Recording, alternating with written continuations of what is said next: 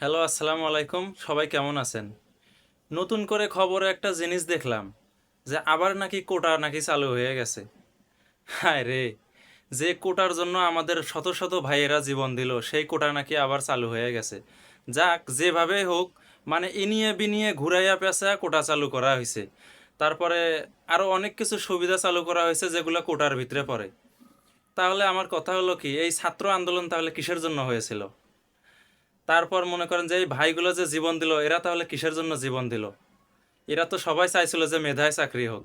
মেধা না দিয়ে আবার সেই মানে এনিয়ে বেনিয়ে ঘুরিয়ে পেঁচাইয়া আবার সেই কোটা চালু করা হইলো। তারপর আর একটা কথা, এই যে ভাইরা জীবন দিল, ভাই বিশ্বাস করেন আর না করেন, ওরা যদি বাইসে থাকতো না তাহলে 100% বলতো। আর ওরা মরে গিয়েও এখন মনে হয় বলতেছে যে আমাদের মরাটাই উচিত, আন্দোলনে যাওয়াটাই উচিত হয় নাই। যে যে কোটার লেগে আমরা আন্দোলন করলাম, ওই আন্দোলনে যাওয়াটাই উচিত হয় নাই। ওরা এখন কবর থেকে চিল্লাইয়া এটা বলতেছে।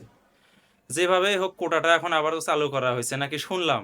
এখনো পুরাপুরি মনে করেন যে আমি জিনিসটা ক্লিয়ার না, তবে নিউজ পাইছি এরকম যে এটা নাকি সম্পূর্ণ আর কি ঘোষণা দেওয়া হয়েছে যে কোটা চালু করা হয়েছে।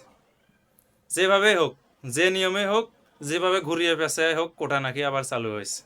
এটা আসলে খুব হতাশাজনক ভাই, খুবই হতাশাজনক।